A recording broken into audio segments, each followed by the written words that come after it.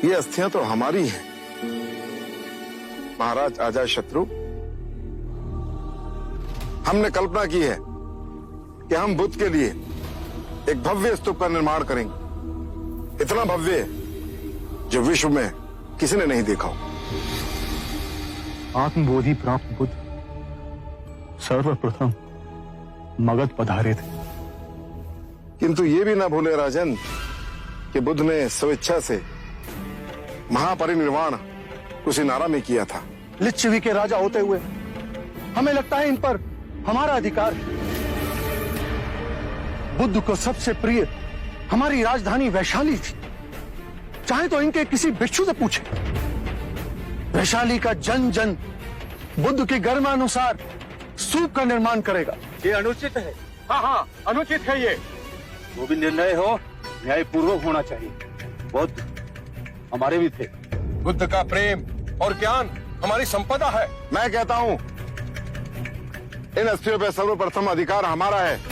बुद्ध क्षत्रिय थे और हम भी क्षत्रिय हैं, इसलिए सर्वप्रथम हमारा अधिकार है। ये कौन सी बात हुई? प्रभु क्षत्रिय थे तो हम भी क्षत्रिय हैं। हम सबसे सुयोग्य हैं बुद्ध की अस्थियों पर स्तूप निर्माण करने के लिए। हम भी कपिल वस्तु के शाक्य हैं। बुद्ध बनने से पहले युवराज सिद्धार्थ हम शाक्यों के अधिपति थे। बुद्ध का यह जन्म सिद्ध अधिकार है कि उनकी अस्थियों का स्तूप कपिल वस्तु में ही बने। हम बलिया के राजा हैं, इसलिए ये अधिकार हमारा भी बनता है। और कोलिया वाले, कोयला वाले के हाथ पे हाथ धरे रहेंगे। बुद्ध जन्म से क्षत्रिय भले ही हो, लेकिन ब्रह्म ज्ञान की जिस अवस्था तक वे पहुँचे हैं उसके पश्चात वे हम ब्राह्मणों में सम्मिलित हो गए। हम विद्यादीप के ब्राह्मण ही सबसे अधिक उनकी पूजा अर्चना करने के योग्य हैं। तो स्तूप बनाने का अधिकार भी हमें ही मिलना चाहिए। ठहरिए, इस बात का एक ही निवारण है। प्रभु ने जहां अपना शरीर त्यागा वो स्थान बुद्ध का हुआ। स्तूप बनेगा तो यहीं बनेगा। हम इस तरह बलपूर्वक आप सबको इनकी अस्थियां ले जाने नहीं देंगे, अन्यथा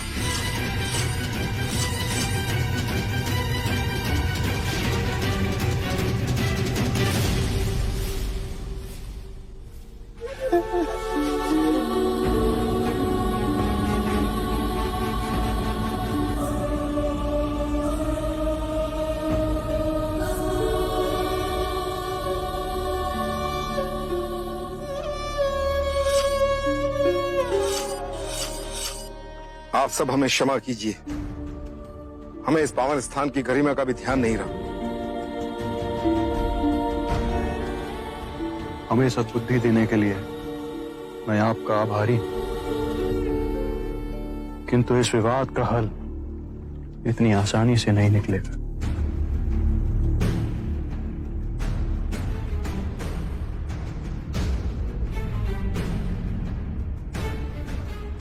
मल्लराजन, इस विवाद को सुलझाने का एक उपाय है मेरे पास। अगर आप सब लोग सुने तो। आप हैं कौन जो हम आपकी बातें सुने? मैं तो मात्र एक ब्राह्मण हूं राजा। मैं तो बुद्ध का अनुयायी भी नहीं बना, परंतु मेरे अंतःकरण में बुद्ध के प्रति असीम श्रद्धा है, प्रगाढ़ भक्ति है।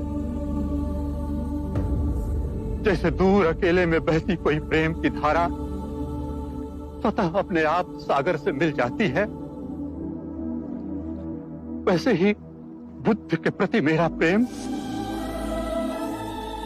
निश्चय ही उनके निर्मल मन तक पहुंचा होगा। ये हमारे आदरणीय हैं, द्रोण नाम है इनका।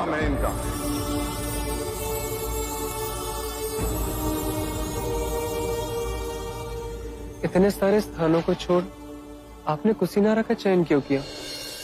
एक अंतिम भिक्षु को दीक्षा देनी, और ब्राह्मण द्रोण भी यहाँ रहते हैं। वो हर उठे हुए विवाद को सुलझाएंगे। मुझे स्पष्ट कर कहिए बुद्ध।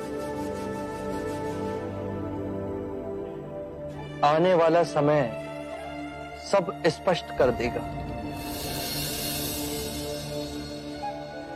क्या हुआ ना?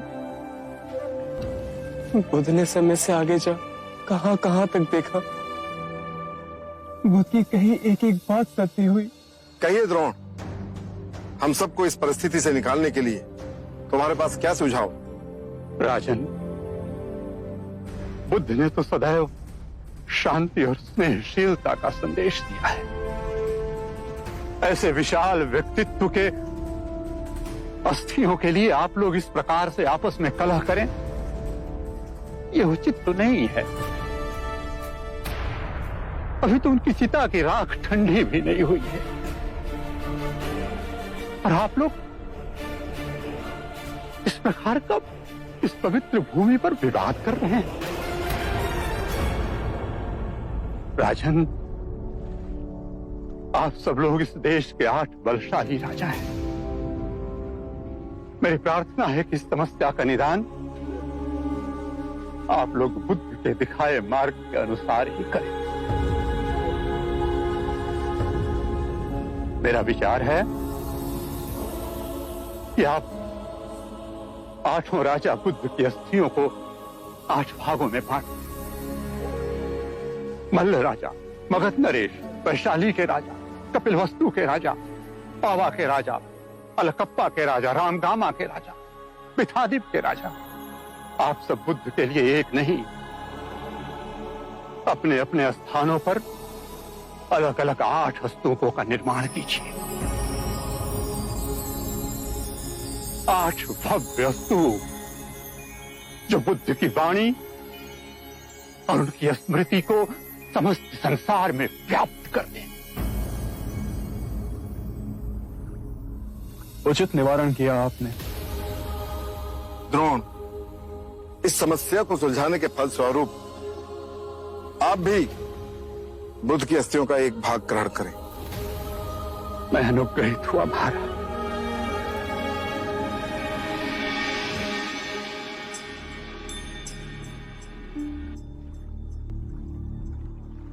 आप आनंद हैं। आपके प्रेम और निष्ठा की चर्चा तो आज कण कण में व्याप्त है। आप द्रोण हैं। आप आएंगे इसकी सूचना पहले ही बुद्ध से मिली थी। मैं ही अज्ञानी समझ ना सका। लाई, यह अस्थि कलश हमें दे दीजिए। हम इसे 9 भागों में बांटें। राजगृह में मगध के राजा इस पर स्तूप बनाएंगे। वैशाली में लिच्छवी नरेश स्तूप का निर्माण करेंगे। कपिलवस्तु में शक के राजा इस पर स्तूप बनाएंगे। अलकप्पा में बलिया के राजा स्तूप बनाएंगे। रामगामा में कोलीय राजा स्तूप बनाएंगे। पिथादीप में पिथा जनमानस स्तूप का निर्माण करेंगे। मल्ल राजा कुशीनारा और पावा में स्तूप बनाएंगे।